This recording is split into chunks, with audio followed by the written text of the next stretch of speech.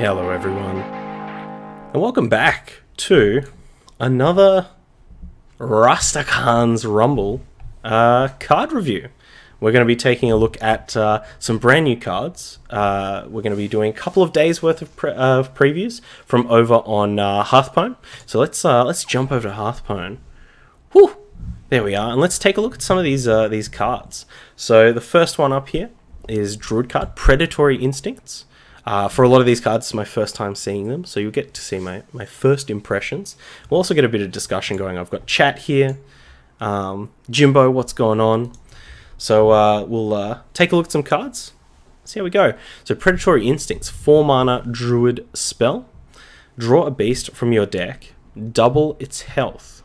So that's pretty interesting as a Druid card. You know, we could be getting, Witchwood Grizzly is the first card that jumps to mind. That you can be playing a Druid deck with a very slim number of beasts. You know, so you can always use this to get a Witchwood Grizzly, or, you know, maybe you have one other beast in the deck, which is pretty interesting. I mean, I don't know how I feel about this compared to something like Ironbark Oaken Summons. Feels like Oaken Summons is kind of just like, not only does it kind of do what this does in that it like gets you a thing, but it puts it into play. And I think putting it into play is kind of worth more than doubling its health, outside of combo implications. But I'm sure there's some sweet combos to be had with this. But it doesn't feel too busted for now. We'll see. Next card we have here is Priest Legendary, Princess Talanji, 8 mana 7/5. Battlecry, summon all minions from your hand that didn't start in your deck. So this means if we're playing cards like Thoughtsteel or the one that copies 2 cards from your opponent's deck, or Devour Mind, anything like that, then Talanji is going to summon them. Unfortunately, you know, there's not... I guess you can use cards like Stonehill as well, which is already a good card. I don't know, it seems interesting. What are the combos? Blue Zombie Blood. Talanji feels like she takes too much setup. I guess what we have to think about when a card like this is how many existing cards are there that are just good that kind of support this. So that's why I mentioned Stonehill Defender, because Stonehill Defender is a great card. You know, it's sees a lot of play in a lot of different archetypes. And if we can discover, you know, a really big, like a Primordial Drake or something like that, that's huge. But even if we, you know, hedge our bets and take like a 4 or 5 mana Taunt, you still get that for free when you play Talanji, and can help you get there. So maybe if we see more, you know, cards like Dragonspite Summoner or Netherspite Historian, you know, that kind of stuff where we can, you know, grind and kind of gain a little bit of value over time, and then Talanji kind of comes down like a Dragoncaller Alana and just kind of fills our board with a bunch of stuff. Could be interesting. Could be interesting. Moving on, that Shaman spell. This is one of my favorite cards from the set so far. Haunting Visions, 3 mana Shaman spell. The next spell you cast this turn costs 3 less. Discover a spell. So one of the reasons I love this card is that Shaman has a lot of very high impact cards for their situation. You know, when you need a board clear, Volcano is one of the best board clears. Lightning Storm, one of the best like low cost board clears. Healing Rain, a great way to get yourself back into the game. Lots of very specific cards. So I'm sure you're going to get situations where you discover a spell and it's like Bloodlust, Stormbringer, and Zap or something, and you're looking at a board that your opponent just has all minions and you have nothing, and it's not great. But I really think that Haunting Visions could go straight into a lot of existing Shaman decks. You know, I'm sure Shudderwock would appreciate the flexibility.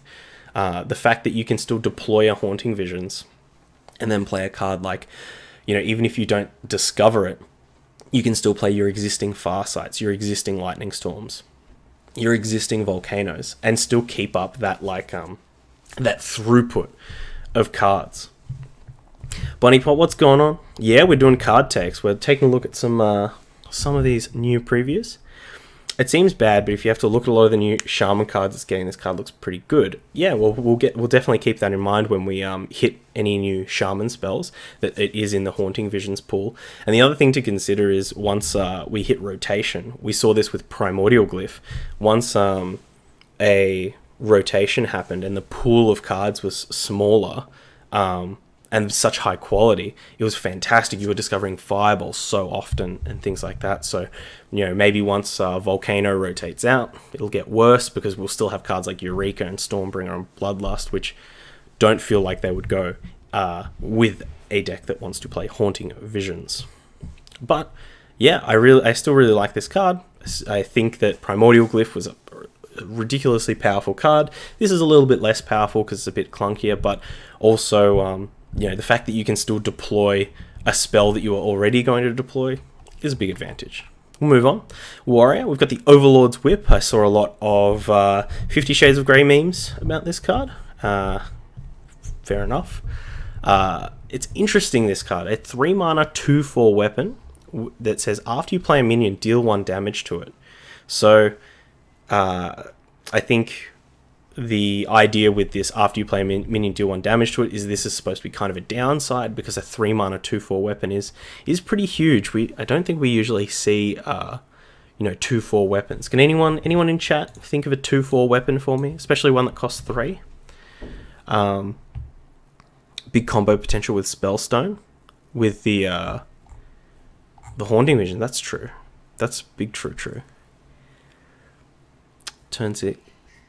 Turn 6 Hex, you can't get off because Overload. That's true. But yes, Overlord's Whip. So 4 durability is huge. This is if you imagine this in a matchup like Odd Paladin, you know, it's going to be very good at taking out enemies. I guess it's just, is this better than Bloodrazor? Because they kind of, it seems like they would fill similar roles in that they're both about controlling the board whilst also potentially triggering your Enrages, your Cult Masters and things like that. So maybe this one won't see much play, at least until Bloodrazor rotates. And then we'll get to see, you know, Overlord's Whip versus Fiery War Axe versus Super Collider versus Gorehowl. Which weapon takes the cake? But I kind of like this. Kind of like it. I like them experimenting with this space, and hopefully there's some more synergies where we can take advantage of the dealing a damage to the minion. And the last neutral card for day 4 was Murloc Tasty Fin, which is a very delicious name. 4 mana 3/2, so very low on the stats. Budget weapon options, that's true. Overlord's Whip coming in at common. So the Murloc Tasty Fin, Death Rattle, draw 2 Murlocs from your deck. So I think maybe at least for the next little while, it could be okay. I mean, Murlocs is alright. Does this go into like a Murloc Mage deck, the existing Murloc Mage? I mean, we do sometimes see Murloc Mage play the 3 mana 3/2 if you control a Murloc, discover a Murloc. Sometimes. Charged Hammer is the only 2/4 weapon, and that's wild, and Shaman, and 4 mana. So yeah, 3 mana for a 2/4 weapon is a very good rate. In fact, we can't really say, I guess we don't have a lot of evidential data as to exactly how good it is, but, you know, I guess we'll find out. But yeah, the Tasty Fin could actually be pretty interesting. I guess it's just, in that Murloc Mage deck, maybe it's just not as good as like an Arcane Intellect anyway. I guess it is a body too. Tasty Fin feels too slow for Murloc decks. Yeah, I mean, now's the time, right? Because it feels like once the Gentle Megazord rotates, that the Murloc deck's going to lose one of its big upsides. Your opponent can just choose not to kill it. That's true. Yeah, I think it's still interesting. You know, we always talk about, like, you know, aggro decks that can grind versus aggro decks that can't grind. You know, like an Odd Hunter is an aggro deck that can't really grind. You know, it gets to a certain point and then it has to rely on its reach. Whereas like Odd Paladin is an aggro deck that can grind because its hero power is so good, because it has so much card advantage and things like that. And I think when we talk about Murloc decks, they're often a deck that cannot grind. You know, you're in Murloc Mage, you're trying to get a lot of minion damage in, finish them off with fireballs. And maybe the Murloc Tasty Fin allows you to create a Murloc deck that can grind.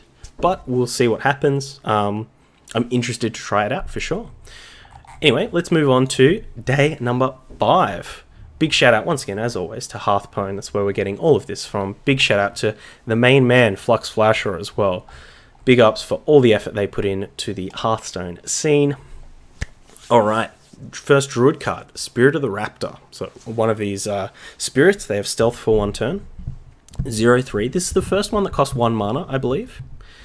After your hero attacks and kills a minion, draw a card. So this is kind of one of the themes that they're doing in this set for Druid, is a kind of hero power, or maybe not hero power, like hero attack centric thing. So they're trying to bring cards like Claw and Bite back.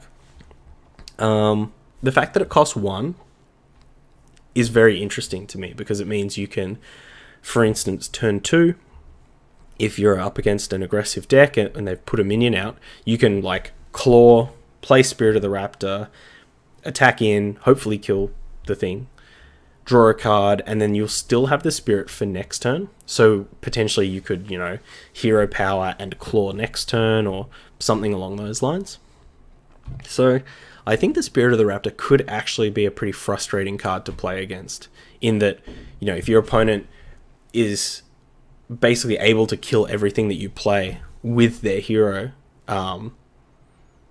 it could seem like a pretty unwinnable game. And I think this card might be very good in, like, if a mid-range druid pops up or something like that, one that is able to deal with these you know, these small minions very well, and then as soon as you start playing big minions, that's when you start hitting the naturalizers and stuff. I don't know how that deck wins though. You know, how do you curtail killing all your opponent's minions and drawing a bunch of cards into trying to kill your opponent in the mid game when you're not really building up a board? But perhaps we'll see some more Druid cards that help this this kind of archetype grow. And in particular, you know, we're still gonna have cards like Hench Clan Thug and that new pirate guy, the neutral one that summons a pirate whenever you attack. So maybe a lot of those synergies can move, that we typically see in rogue decks, can move over to Druid, especially with cards like Spirit of the Raptor in the mix. Spirit of the Raptor feels pretty weak. It's not the worst card, but I don't think it will see any play. Interesting.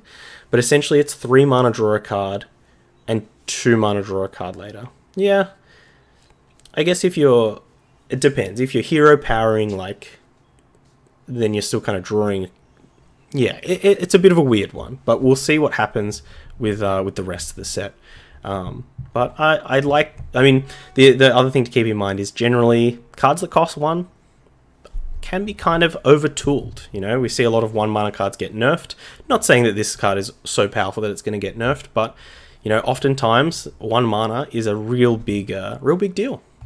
We'll move on to Arcanosaur. Oh my gosh, I've not seen this card. That's sick artwork. It's an elemental, not a beast.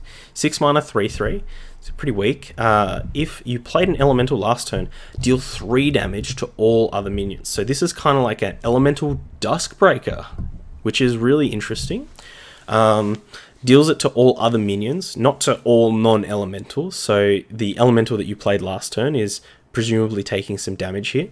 3/3 is a small body, but for this kind of effect, that's really big. And generally those elemental decks, outside of Shaman, because elemental Shaman, you know, you get Calamos and things like that. I think a lot of the other elemental decks, for instance, elemental Rogue, struggled with wide boards, really struggled with wide boards.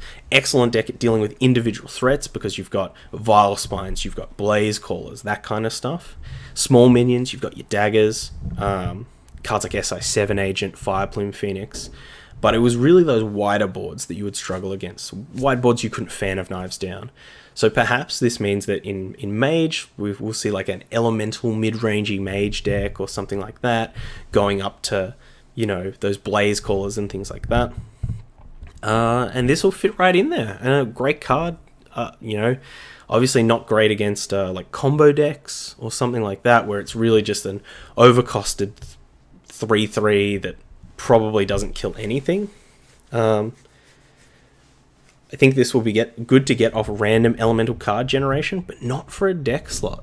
I think if you were dedicating, if you were playing Elemental Mage, I think you're going to want to rock a couple of these, but I think it's also metagame dependent. You know, if the metagame is all control and big boys, then, you know, something like this is not going to be great. If the game is a lot of, you know, odd paladins, level ups, things like that, Arcanosaur is going to be fantastic. Really going to help you hedge against those decks. So I like Arcanosaur. I like that it's common as well.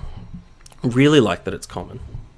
You know, we'll probably be able to build a pretty budget Elemental Mage deck. You know, Servant of Kalamos as one of the rares. Who knows what else? Anyway, Paladin. New weapon. 5 mana 3/3. So 5 mana 3/3. I think that's okay. Overkill. Give a minion in your hand +2/+2. So I guess the question is with this is how often are you overkilling with 3 attack? Especially once you get to the point in the game where you're playing 5 mana cards. That's a bit tough. It's a bit tough, especially considering that Paladin has, you know, probably 2 of the best weapons in the game right now in Unidentified Maul and Vine Cleaver. I don't know how many slots you're going to have for a 5 mana 3/3 weapon that in some matchups is actually just going to be a 3/3, and I think even in the matchups where you are going to overkill a bunch of things, are you playing a deck that's going to have, you know, minions in hand to buff as well? What is overkill? So overkill is one of the new mechanics. Basically, if you were to kill a minion by more than its health, so if you attack a 1/1 with this weapon, the overkill effect goes off, and you'll give a random minion in your hand +2/+2. What cards do Pallies want buff for later? Leroy would be the main one, I would say. Other than that, you're probably buffing things like Fungal Mancers, junk like that. But I think Leroy would be, you know, where you'd want to be with that kind of buff. But yeah, I don't think this is going to do too much, at least for now, whilst we have those existing awesome weapons from before. And even True Silver Champion is just probably a better rate than this. But we'll move on. 2 Shaman cards. We have Spirit of the Frog. So this is the Shaman Spirit. Stealth for 1 turn. It's a 3 mana 0/3. Whenever you cast a spell, draw a spell from your deck that costs 1 more. So I remember seeing this card and thinking that it's kind of interesting, but I think people might try and like live the dream and have a deck that's like 0, 1, 2, 3, 4, 5, 6, 7, 8, whatever. But I think where you more want to be is like in a situation where like, oh, I have 2 zaps in my deck, and whenever I cast my zaps while the Spirit of the Frog is in play, I also go get a Lightning Bolt. Or whenever I cast my Lightning Storm, I go get Hex. So maybe just choosing like a couple of different links to play with the frog. And, you know, all those cards are like individually quite strong cards. You know, you could even go zap into Earth Shock or something like that. Trying not to like fill your deck up with a chain of spells, but just trying to get a little bit of value. And particularly, I think, especially right now, if you think about like those control shaman decks, you know, they often do play Lightning Storm, Hex, Volcano, Healing Rain. Like, you actually have quite a lot of like ways to potentially link things up and actually get some good value off of the frog. And potential immediate value with cards like Zap, you know, play this on turn 3, zap a thing, get a thing. So the frog might be too much work. Especially when you could just play a Mana Tide Totem on 3. The Mana Tide Totem doesn't have stealth, but still is, as Blue Zombie Blood is saying in the chat, feels a little clunky, but I think we'll be willing to try it. Like I said, those, you know, when we were talking about one of the other cards before, we were like, the Priest Legendary. Like, are there existing cards that are just good on their own that are also good with this? And when we take that same logic and apply it to Spirit of the Frog, like, yeah, there are existing spells and existing spell chains that go together really well. So, this card is very weird, but the problem here lies in the fact that you draw your bigger spells and can't tutor your cheaper ones. True. I mean, that's why I like the 3, 4, 5 kind of dynamic. you know, clear their board with a lightning storm, draw your hex, they play a big minion, hex the big minion, draw your volcano, let them build up the board, volcano it. And if they never want to run into your volcano that you definitely have in your hand, then, I mean, if you're playing Shutterwalk, that's all you really want, right? Alright, Totemic Smash. We'll move on from there. 1 mana, deal 2 damage, overkill, summon a basic totem. So this is kind of similar to that Hunter card that like dealt 2 damage and you summoned a bomb, but that one cost 2 mana. So you only get the totem on overkill.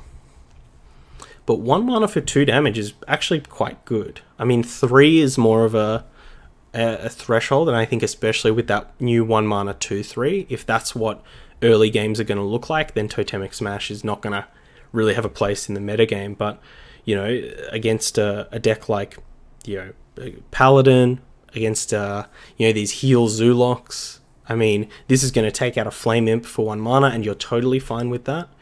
But sometimes it's going to take out a, you know, a Silverhand Recruit or something like that. Get you a totem, potentially give you a little bit more advantage, but who knows? I mean, this is just another one of those interesting options that we always see in a lot of control shaman decks where, you know, they're always chopping and changing the number of zaps, the number of, you know, even potentially lightning bolts. See a lot of earth shocks kind of teched in, you know, you could have 1 or 2 earth shocks, and this just goes into that pool of like, you know, do you want an early game removal spell?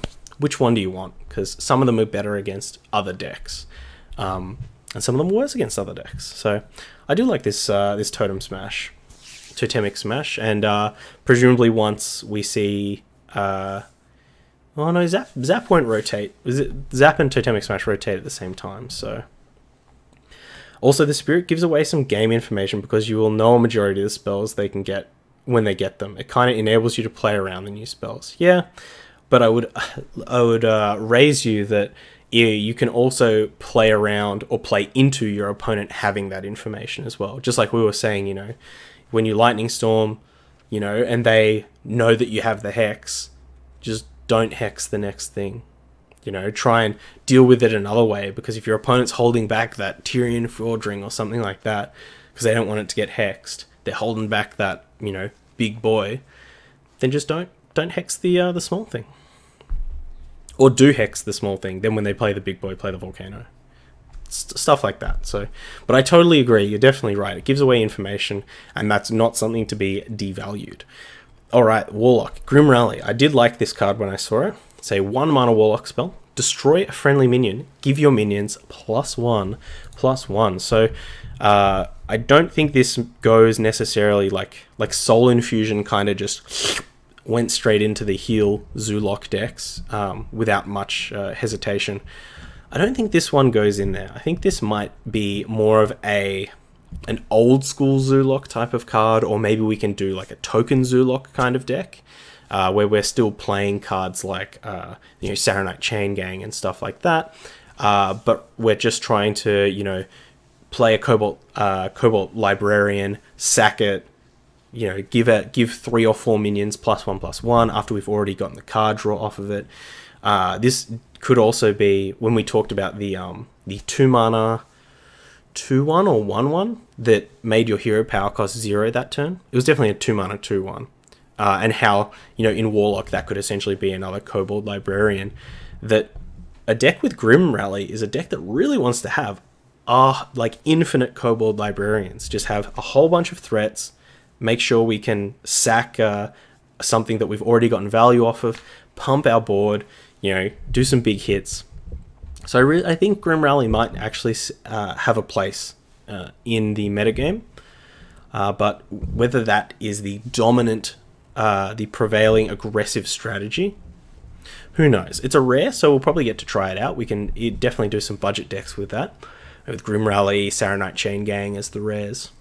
Pump our board. Grim Rally seems like a sneaky way to close out a game if you have a wide board, for sure. Maybe Token Warlock is the better deck for this. Yeah, absolutely. I wouldn't be trying to play this in the Heal Zulok. I think a lot of your, you know, 1-drops and 3-drops already have too much value. Like, you want to be jamming with them. You don't want to be sacking them. And I think there's that fiendish... Is that 4 mana summon for 1/1 imps? Is that still Legal. Is that a card that maybe it rotated a million years ago, but Fiendish Circle or something? Could go with this. Move on. Maybe Murloc Warlock. And the neutral. We got a neutral legendary. Grifter. 4 mana, 4/5. Great stats. Battlecry. Discover 2 cards. Give 1 to your opponent at random. Right. Right.